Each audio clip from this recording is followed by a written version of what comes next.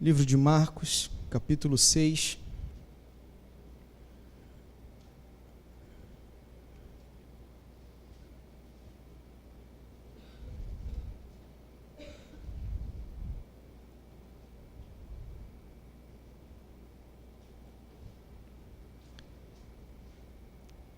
A partir do verso 33 ao 38, diz assim a palavra do Senhor.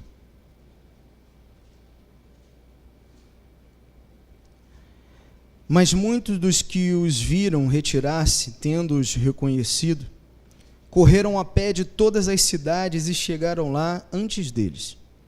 Quando Jesus saiu do barco e viu uma grande multidão, teve compaixão deles, porque eram como ovelhas sem pastor. Então começou a ensinar-lhes muitas coisas. Já era tarde, e por isso os seus discípulos aproximaram-se dele e disseram: Este é um lugar deserto, e já é tarde. Manda embora o povo para que possa ir aos campos e povoados vizinhos comprar algo para comer. Ele, porém, respondeu: Deem-lhes vocês algo para comer.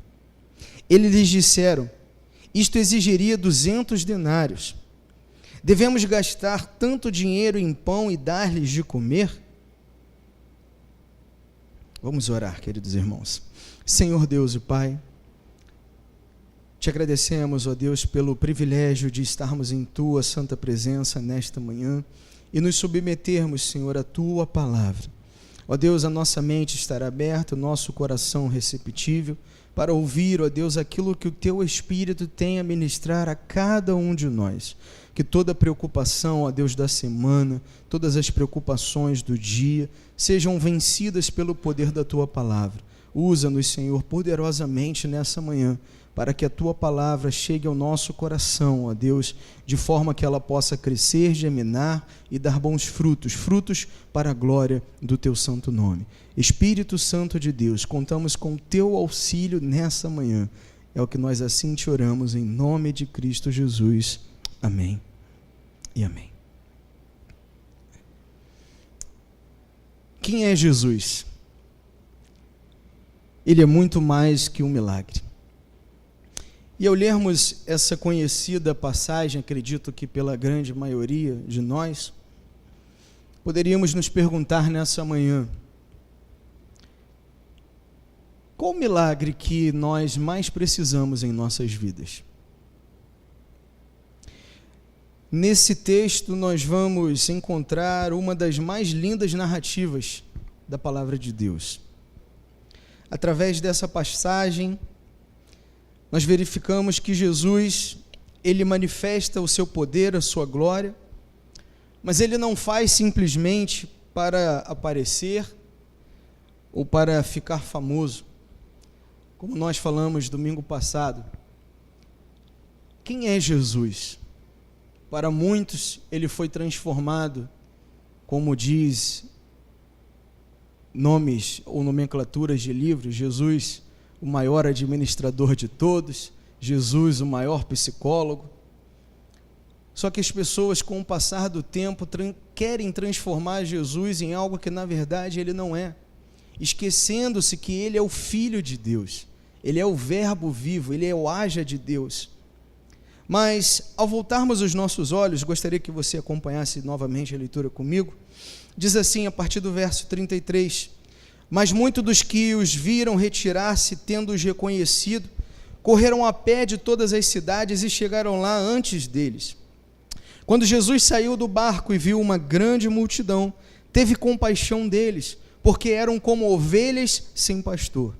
Então começou a ensinar-lhes muitas coisas.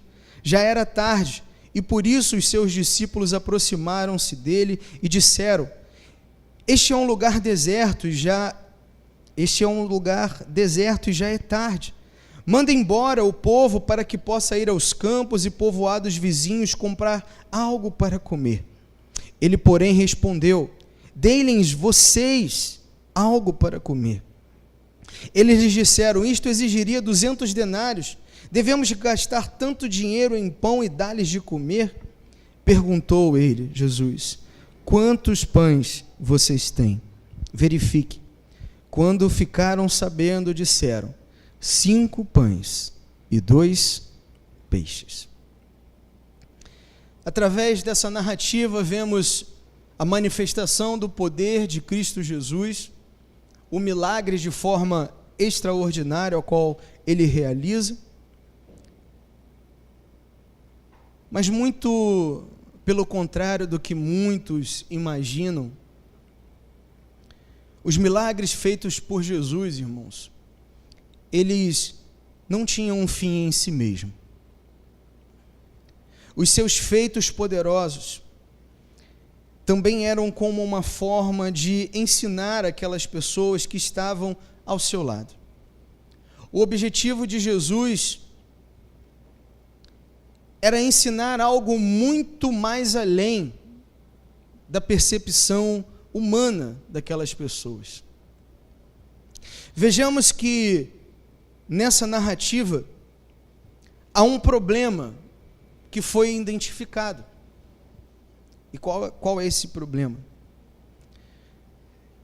Vemos que há uma grande multidão ali presente para ouvir a Cristo Jesus, ansiosa por ouvir os seus ensinamentos.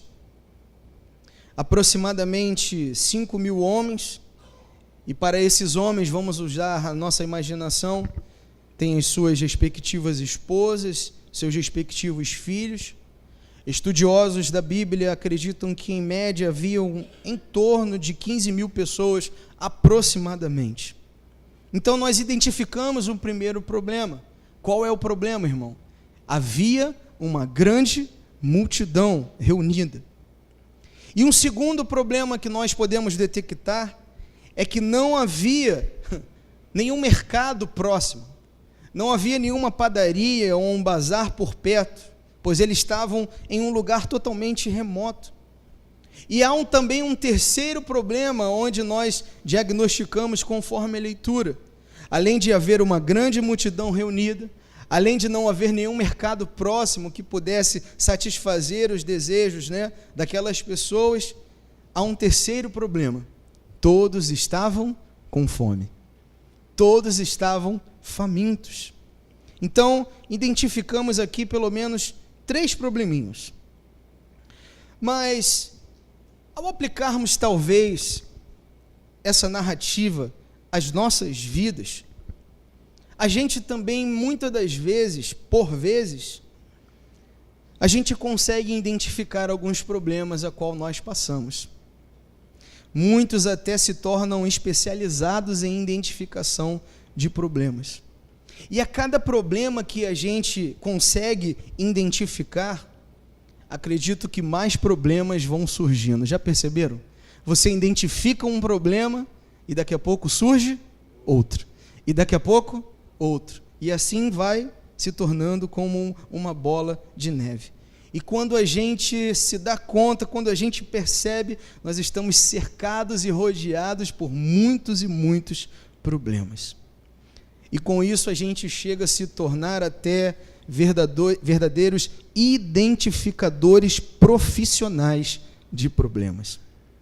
Alguns irmãos, ao visualizar problemas em sua vida, acabam absorvendo desse problema e vivendo em função dele, mantendo o seu foco e os seus olhos justamente no problema, na situação, onde as suas atenções estão totalmente voltadas especificamente para o problema.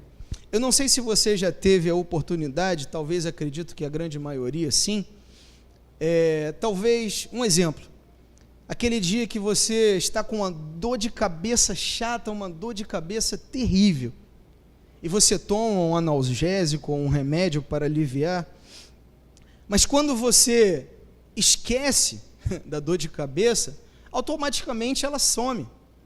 Mas quanto mais você fica intensificando, eu estou com dor de cabeça, mesmo que você tenha tomado o remédio, parece que a dor de cabeça ela se intensifica, não é verdade? Você fica, meu Deus, essa dor não passa, eu já tomei o remédio. Por quê? Porque as nossas atenções, os nossos olhos estão visualizando simplesmente o problema. E muitos vivem em função especificamente do problema que conseguem identificar em suas vidas. E com isso o que acontece, irmãos? Muitos de nós somos levados e carregados automaticamente pelas preocupações que a vida assim nos apresenta, pelas dúvidas que a vida nos apresenta. Ao olharmos para o problema, ao identificarmos os problemas e vivermos em função dos problemas, seremos muitas das vezes levados pelas preocupações, pelo medo, pelas angústias, pelas inseguranças, pelo desânimo e muitas das vezes também pela incredulidade. E no final disso tudo, o placar 1-0 para o problema. Isso me faz lembrar também, irmãos, dessa narrativa, muitas experiências contidas na palavra de Deus. Mas nessa manhã eu gostaria de destacar apenas uma, a qual nós conhecemos, através da vida de um homem, que foi rei de Israel, chamado Davi. Israel estava em meio a um grande dilema, em uma grande situação problemática, com os amalequitas, povos inimigos, o povo totalmente desesperado, sem saber o que fazer, sem direção, sem rumo. O povo chorava, e Davi também se encontrava nesse mesmo quadro.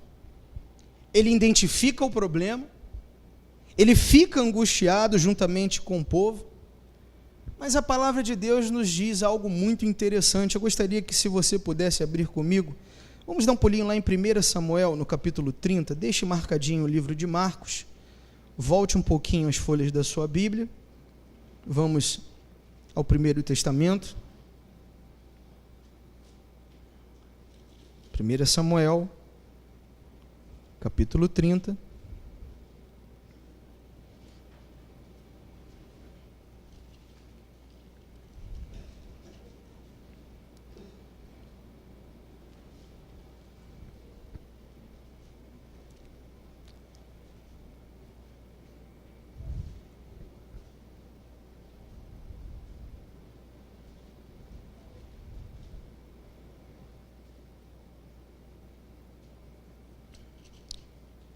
Samuel,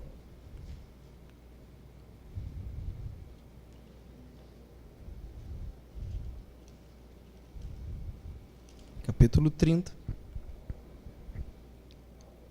Vamos ler a partir do versículo 3, onde diz assim: Ao chegarem a Ziclag, Davi e seus soldados encontraram a cidade de que forma, irmãos?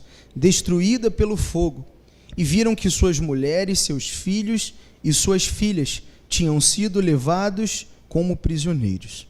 Então Davi e seus soldados choraram em alta voz, até não terem mais forças. Versículo 6. Davi ficou profundamente, o que, irmãos? Angustiado, pois os homens falavam em apedrejá-lo. Todos estavam amargurados por causa de seus filhos e de suas filhas. Essa era a situação. Esse era o problema que foi diagnosticado. Esse era o quadro a qual estavam esses homens. Mas olha o que diz o finalzinho do versículo 6 na parte B. Davi, porém, fortaleceu-se em quem, irmãos? No Senhor, o seu Deus. Interessante. O texto diz, versículo 6, Davi ficou profundamente angustiado, ou seja, em total desespero, pois os homens falavam em apedrejá-lo, todos estavam amargurados por causa de suas famílias, e diz o texto, Davi, porém, fortaleceu-se no Senhor, o seu Deus. Interessante é que nós vemos que pelo fato de ser servo de Deus, ele não foi isento da angústia, das agruras, dos sofrimentos, da tristeza. Não. Mas o texto diz algo que nos desperta para aquilo que nós falamos no início. Ao identificarmos o problema, ao constatarmos a situação adversa ou diversa sobre as nossas vidas, em meio a essas circunstâncias, o que faz esse homem?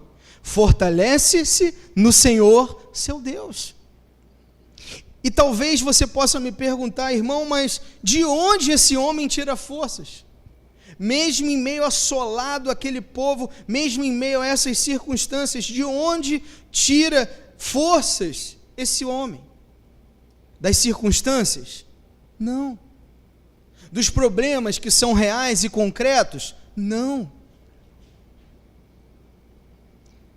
Olha o que diz o texto. Davi, porém, fortaleceu-se no Senhor, o seu Deus. Ao diagnosticar o problema, Davi, em meio à adversidade, ele deposita toda a sua esperança em quem? Em Deus, no seu Senhor. Quantas e quantas pessoas, irmãos, talvez até mesmo nós mesmos, nessa manhã, estamos inseridos nesse mesmo quadro. Quantos de nós talvez nos encontramos totalmente desanimados, se entregando às situações e às circunstâncias da vida, por não talvez encontrar suporte nos outros, nos amigos, nos parentes, na família. Os problemas, eles são inerentes a cada um de nós. As crises, elas são democráticas. Problemas surgem? Sim, eles surgem. Situações difíceis existem? Sim, eles existem. Mas e quando nós estamos inseridos nele? O que fazer? Aonde encontrar solução? Como agir? A Bíblia nos orienta. Devemos fazer a mesma coisa que fez esse homem. Ao diagnosticarmos o problema sobre as nossas vidas, nós vamos estar diante de duas situações: ou de sermos vencidos por eles, ou de colocarmos todas as nossas esperanças no único que pode resolvê-los.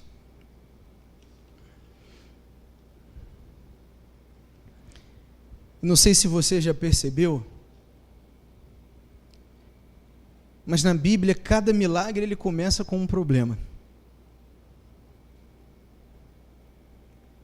Vamos voltar ao texto de Marcos no capítulo 6.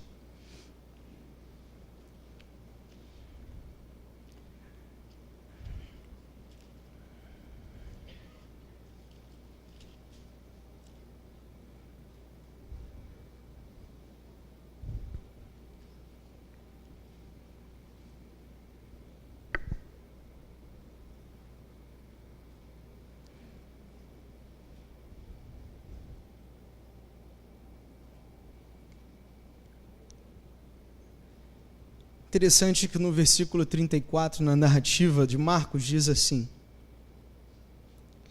quando Jesus saiu do barco, ele viu uma grande multidão. E em seguida o texto ele vai continuar dizendo: e teve compaixão deles. Interessante. O que a gente pode extrair disso nessa manhã? De uma forma prática, como podemos aplicar isso às nossas vidas? Uma das lições que nós começamos a verificar nestes versículos. Sabe esse problema que você está enfrentando? Sabe essa situação que você está passando, que eu estou passando? Jesus ele já avistou, muito antes do que nós.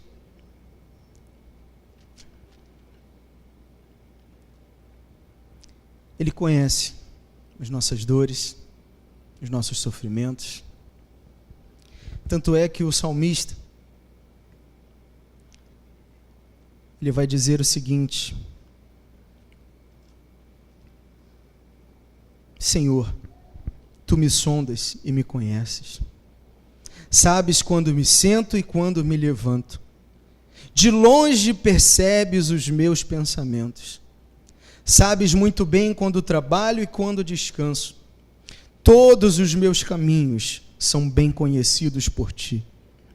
Antes mesmo que a palavra me chegue à língua, tu já a conheces inteiramente, Senhor. Tu me cercas por trás e pela frente e pões a tua mão sobre mim. Tal conhecimento é maravilhoso demais e está além do meu alcance. É tão elevado que não o posso atingir. Para onde poderia eu escapar do teu Espírito? Para onde poderia fugir da tua presença? Jesus, ele já avistou, irmãos, essa situação que nós estamos passando muito antes de nós. Interessante que, voltando as nossas atenções ao texto de Marcos, no capítulo 6, a narrativa desse texto nos deixa bem claro, através de Marcos, enfatizando de que quem viu o problema primeiro foi Jesus. Jesus, o mestre, queria que essas pessoas entendessem aquele momento, aquela situação. Jesus queria mostrar àquelas pessoas a real necessidade e fazer com que eles assumissem a responsabilidade que cada um deles tinha naquele determinado momento. E aqui nós vemos Jesus agindo de duas formas interessantes. Do versículo 35 em diante diz assim, vamos pegar um contexto do versículo 34. Quando Jesus saiu do barco e viu uma grande multidão, ou seja, ele avista primeiro, diz o texto, teve compaixão deles, porque eram como ovelhas sem pastor. Então começou a ensinar-lhes muitas coisas. Versículo 35. Já era tarde, por isso os de seus discípulos aproximaram-se dele e disseram, este é um lugar deserto e já é tarde. Manda embora o povo para que possa ir aos campos e povoados vizinhos para comprar algo para comer. Ele, porém, respondeu, deem-lhes vocês algo para comer. Eles lhes disseram, isto exigiria 200 denários. Devemos gastar tanto dinheiro em pão para dar-lhes de comer? O que Jesus está fazendo aqui, irmãos? Jesus está mostrando a essas pessoas a real necessidade. Ele está fazendo com que essas pessoas avistassem, assumissem a responsabilidade a qual cada um deles tinha. Tanto é que Jesus diz, dêem vocês algo para comer. Agora o interessante é, vamos pensar juntos. O texto diz que era uma grande multidão, faminta. Olha quantos problemas. E por que Jesus pede algo impossível para os seus discípulos? Já pensaram nisso? Porque, humanamente falando, era algo impossível.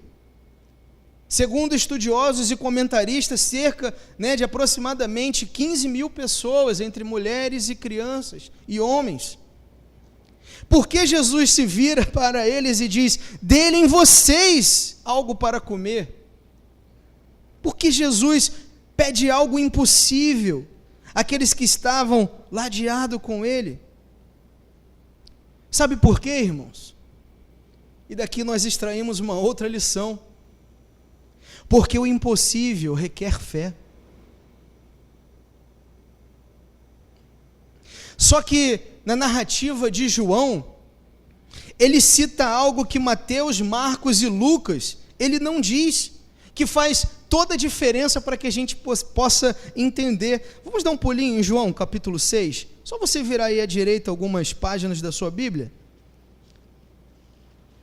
Marcos, Lucas, vamos chegar em João, capítulo 6.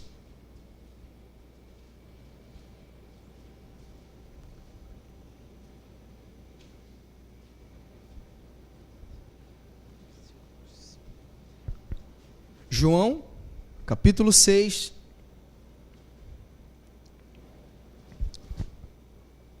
O contexto é o mesmo, mas a narrativa de João, ela cita algo que faz toda a diferença. Olha o que diz os versículos 5 e 6 do capítulo 6 de João. Levantando os olhos e vendo uma grande multidão que se aproximava, Jesus disse a Filipe: onde compraremos pão para esse povo comer? Versículo 6. Fez essa pergunta apenas para pô-lo, o que, irmãos? À prova, pois já tinha em mente o que ia fazer. Interessante. Por que Jesus pede algo impossível aos discípulos? Porque o impossível requer fé, irmãos. O que isso significa? Jesus estava aplicando um teste, uma prova.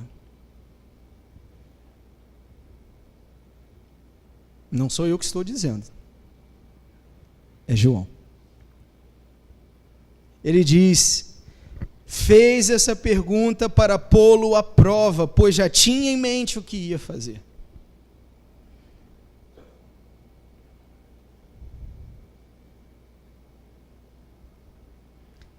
Podemos dizer que era uma prova de fé.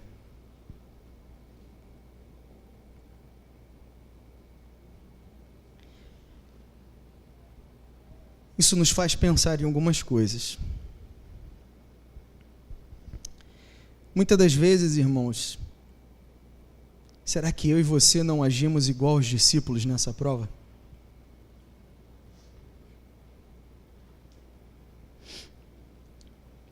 Diante da real situação, as reações foram as seguintes. Versículo 35. Já era tarde. Ou seja, os discípulos procrastinaram, deixaram para depois. Eles enxergaram a real necessidade, o problema, mas o tempo foi passando e nada foi feito. Olha o que diz o texto, versículo 35. Já era tarde.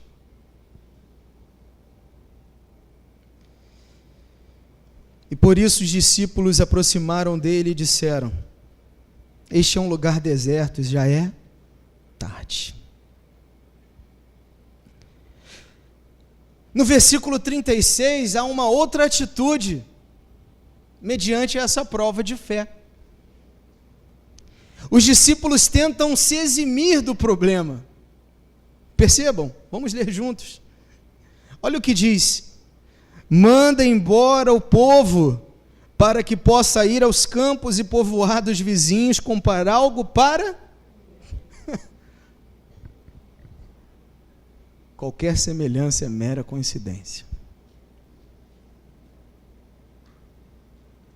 E no versículo 37, eles se deixam vencer pelo problema. Olha o que diz. Ele, porém, respondeu: dêem vocês algo para comer, diz Jesus, ao ser indagado por eles. E olha a resposta. Eles lhes disseram: isto exigiria 200 denários. Devemos gastar tanto dinheiro em pão para dar-lhes de comer? Vamos fazer umas contas rápidas aqui. Quem é bom de matemática me ajuda. 1 denário correspondia ao salário de trabalho de um dia. 200 denários, um trabalho de 200 dias.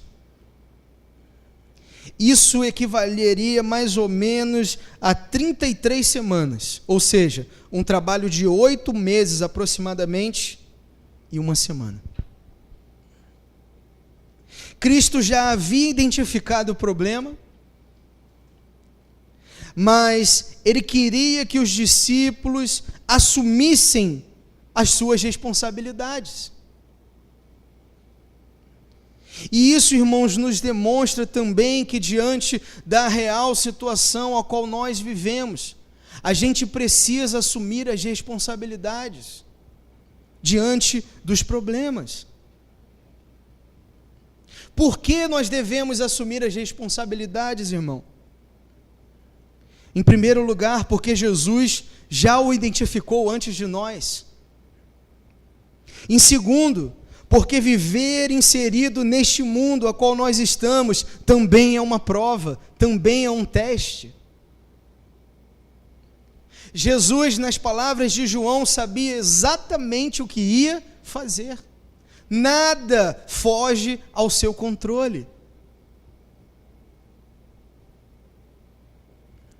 E o versículo 38 diz: perguntou ele, ou seja, Jesus, quantos pães vocês têm?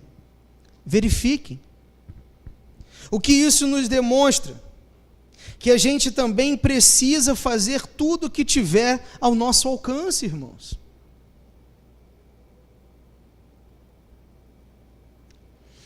E se os irmãos vão recordar um pouquinho a qual nós lemos, vemos que esses 5 pães e 2 peixinhos vêm através de um menino, um desconhecido. Talvez aquele menininho, precavido, correto, levou o seu lanchinho ali,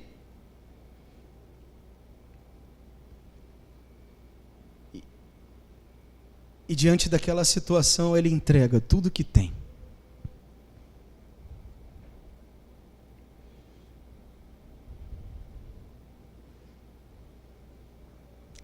Esse menininho fez o que estava ao seu alcance.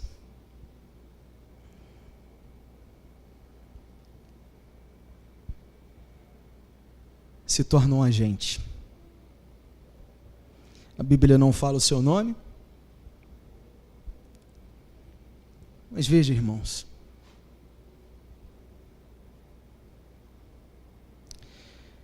nas mãos desse menino era apenas 5 pães e 2 peixes.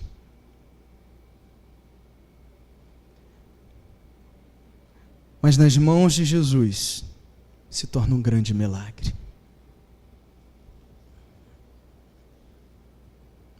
Aquele menino entrega tudo o que tinha no exato momento do problema.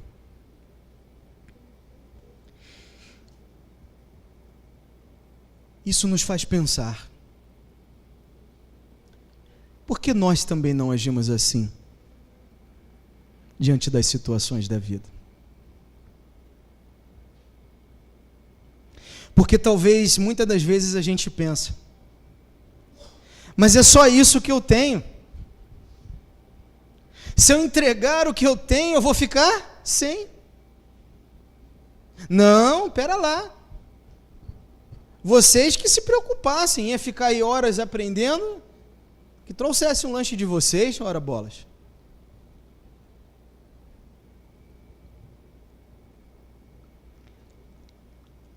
Muitas das vezes a gente pensa diante das situações exatamente assim. Mas é só isso que eu tenho, Senhor. Se eu entregar, vai me fazer falta.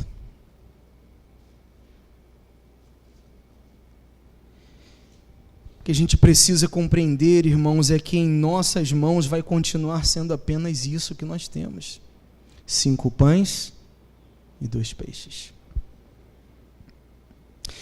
Mas nas mãos da pessoa certa, do único que pode resolver, se torna uma grande bênção e um milagre na vida de toda uma multidão. Paulo, escrevendo aos Coríntios, você não precisa de abrir. Em 2 Coríntios capítulo 8, versículo 12, ele vai dizer: porque se há prontidão, a contribuição é aceitável de acordo com aquilo que alguém tem e não de acordo com o que não tem. Interessante. Nas nossas mãos, a situação vai continuar sendo a situação que estamos vivendo. Mas entregando ao Senhor, ela se torna um grande milagre, porque Ele é o único capaz de resolver o problema. E às vezes, irmãos, nós somos tendenciosos a esperarmos um milagre como algo grandioso, extraordinário, aquela epifania. E o milagre vem de algo tão simples.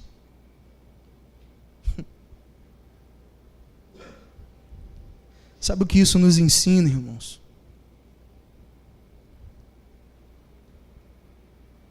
Jesus deseja usar aquilo que você tem e do que eu tenho.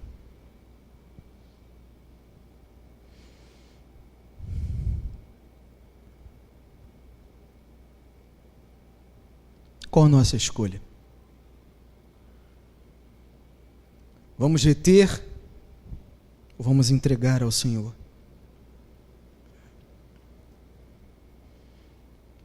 Mediante ao texto, irmãos, como a gente pode agir?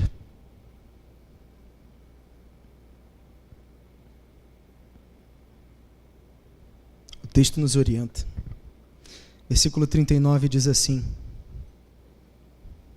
Então Jesus ordenou que fizessem todo o povo assentar-se em grupos na grama verde. Assim, eles se assentaram em grupos de 100 e de 50. Tomando os 5 pães e 2 peixes, e olhando para o céu, deu graças e partiu os pães. Em seguida, entregou-os aos seus discípulos, para que os servisse ao povo. E também dividiu os 2 peixes entre todos eles. Versículo 42. Todos comeram e ficaram de que forma? E os discípulos recolheram ainda 12 cestos cheios de pedaços de pão e de peixe.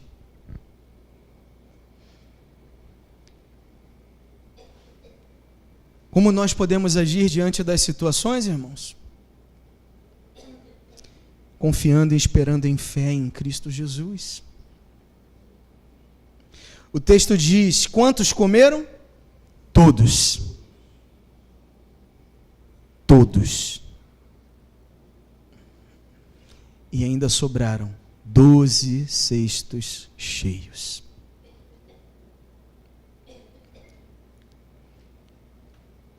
De que forma isso acontece? Sinceramente, vou ficar te devendo essa explicação hoje, porque eu não sei. Mas o que nós vemos aqui? Nós vemos o Deus do impossível, o Cristo Jesus, realizando o que o homem não pode fazer.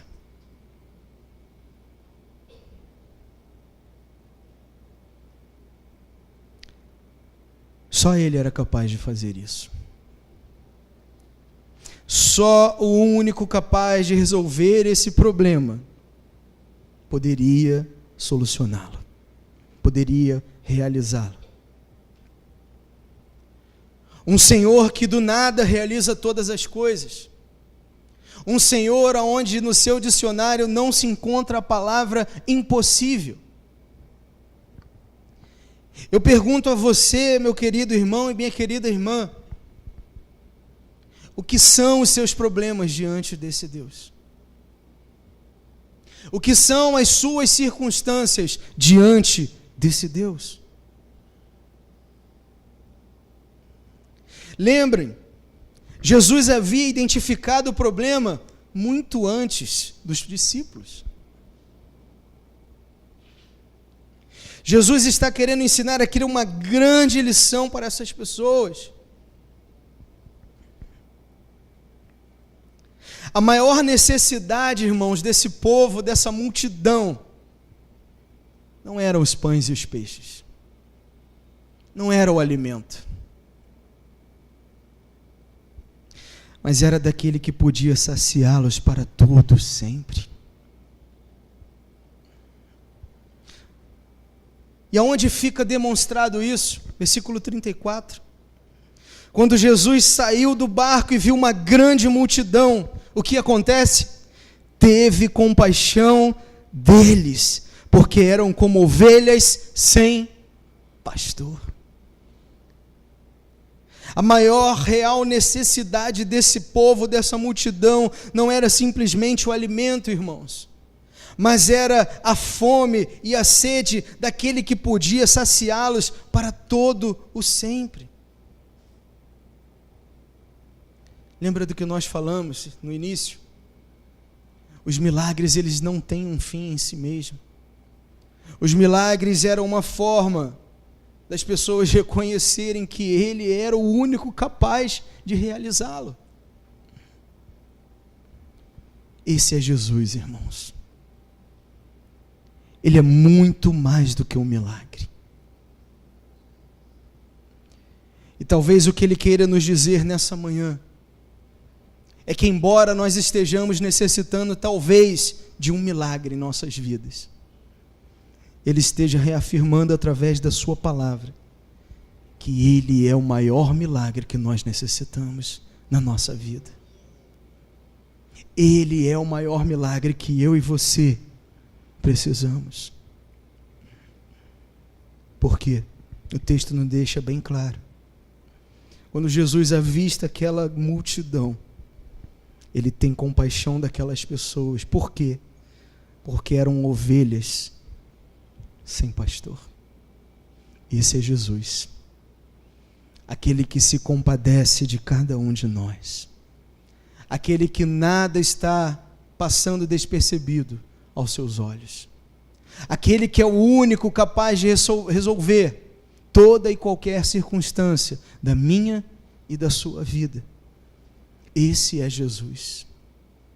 Talvez a sua maior necessidade, a minha maior necessidade nessa manhã, irmãos, não seja simplesmente em resolver um problema, mas é olhar para o solucionador desse problema. Talvez você diga: irmão, eu preciso de um milagre urgente, e eu acredito nisso. Mas o Senhor está dizendo através da sua palavra a cada um de nós: eu sou o maior milagre que você precisa. Em mim há a fonte inesgotável de tudo o que nós necessitamos. Esse é Jesus, o Filho de Deus.